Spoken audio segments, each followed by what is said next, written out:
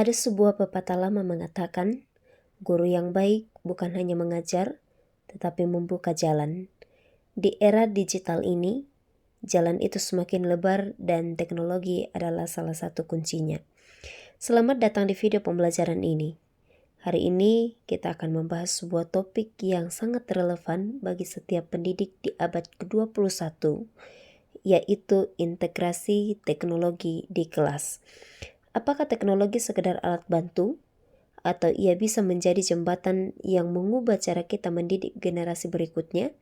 Mari kita temukan jawabannya bersama.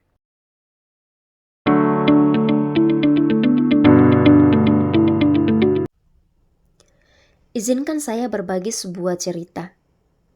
Di sebuah sekolah kecil di pedalaman Sulawesi, seorang guru bernama Pak Yusuf mengajar dengan papan tulis yang sudah retak dan buku paket yang halamannya sudah kuning. Murid-muridnya sering mengantuk, bukan karena mereka malas, tetapi karena cara belajar yang itu-itu saja. Suatu hari, seorang relawan membawa sebuah tablet dan proyektor sederhana ke kelas Pak Yusuf. Ia pun mencoba memutar sebuah video pendek tentang materi sains yang sedang diajarkan. Dan hasilnya mengejutkan. Anak-anak yang biasanya diam tiba-tiba bertanya, berdiskusi, bahkan berebut maju ke depan. Pak Yusuf berkata, "Saya tidak berubah, materi tidak berubah, tapi cara saya menyampaikan materi itu yang berubah, dan itulah yang mengubah segalanya." Dan inilah yang kita sebut sebagai integrasi teknologi di kelas. Sebelum kita melangkah lebih jauh, kita perlu terlebih dahulu memahami apa itu integrasi teknologi. Integrasi teknologi di kelas bukan berarti bahwa setiap anak harus pegang gadget. Bukan pula berarti bahwa guru harus jago coding. Integrasi teknologi adalah proses menyisipkan teknologi secara bermakna ke dalam proses pembelajaran, sehingga teknologi bukan menjadi tujuan, melainkan sarana untuk mencapai tujuan pembelajaran yang lebih dalam. Mengapa integrasi teknologi di kelas itu penting? Mari kita lihat fakta lapangan di Indonesia. Fakta yang pertama, berdasarkan data Kemendikbudristek 2023, lebih dari 68 juta pelajar di Indonesia kini memiliki akses ke perangkat digital. Namun hanya 35% guru yang mengintegrasikannya secara efektif dalam pembelajaran. Fakta yang kedua, survei PISA 2022 menunjukkan bahwa Indonesia masih berada di peringkat rendah dalam literasi digital siswa, bukan karena kurang teknologi, tetapi karena kurangnya strategi penggunaan teknologi di dalam kelas. Dan fakta yang ketiga, di beberapa daerah seperti Toraja, NTT, dan Papua, guru-guru justru lebih kreatif memanfaatkan teknologi sederhana seperti WhatsApp, YouTube offline, dan radio pendidikan untuk menjangkau siswa di daerah terpencil. Oleh karena itu, Elliot Soloway, seorang pakar pendidikan, mengatakan bahwa teknologi terbaik adalah teknologi yang benar-benar digunakan. Dalam dunia pendidikan, ada dua model yang sering digunakan untuk memahami integrasi teknologi. Model yang pertama adalah model SAMR. Model ini memiliki 4 tingkatan. Tingkatan yang pertama adalah substitution, yang artinya teknologi menggantikan alat lama. Contohnya, kita tidak lagi menulis tangan, tetapi mengetiknya di Word. Tingkatan yang kedua adalah augmentation, yang artinya teknologi meningkatkan fungsi.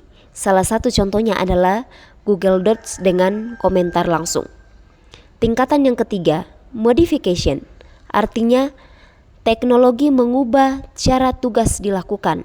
Salah satu contohnya adalah siswa membuat video presentasi. Dan tingkatan keempat adalah redefinition, yang artinya teknologi menciptakan sesuatu yang sebelumnya mustahil, seperti contohnya kolaborasi siswa lintas negara secara real time. Model yang kedua adalah model TPACK. TPACK menggabungkan 3 pengetahuan guru. Yang pertama, Pedagogical knowledge atau pengetahuan pedagogik, artinya guru harus tahu cara mengajar. Guru harus mampu menyampaikan materi dengan baik sehingga siswa bisa mengerti. Yang kedua, content knowledge, artinya guru harus tahu materi pembelajaran. Sebelum mengajar, guru harus menguasai setiap materinya. Dan yang terakhir, technological knowledge, artinya guru harus tahu cara menggunakan teknologi. Guru harus mampu mengintegrasikan teknologi di dalam pembelajarannya.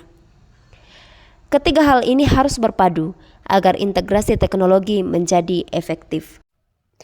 Bagaimana wujud nyatanya? Ini beberapa contoh sederhana yang bisa langsung diterapkan. Guru agama menggunakan YouTube untuk menampilkan video renungan singkat sebelum pembelajaran dimulai. Ini akan membuat suasana rohani lebih hidup. Guru IPA memakai aplikasi Quizizz untuk kuis interaktif di akhir pembelajaran. Siswa akan berlomba menjawab dengan sangat semangat. Guru PAK menggunakan Canva untuk membuat bahan ajar bergambar yang menarik. Hal ini mudah dipakai bahkan oleh siswa di pelosok sekalipun. Contoh lainnya, guru di daerah terpencil memanfaatkan WhatsApp Group sebagai ruang belajar dengan mengirimkan voice note pembelajaran materi setiap hari. Sederhana tetapi sangat bermakna. Namun kita harus jujur bahwa ada banyak tantangan nyata di lapangan dalam mengintegrasikan teknologi di kelas dan kita harus menemukan solusinya. Tantangan yang pertama, infrastruktur belum merata. Karena itu, solusinya adalah gunakan teknologi offline seperti Kolibri atau video yang diunduh lebih dulu. Tantangan yang kedua, guru belum percaya diri. Karena itu solusinya adalah mulai dari satu hal kecil dulu, satu aplikasi, satu kelas, dan satu perubahan. Dan tantangan yang ketiga, siswa justru terganggu oleh gadget. Solusinya, buat aturan kelas yang jelas dan libatkanlah siswa dalam membuat aturannya. John Maxwell mengatakan, jangan tunggu sempurna untuk memulai. Mulailah, lalu sempurnakan di jalan.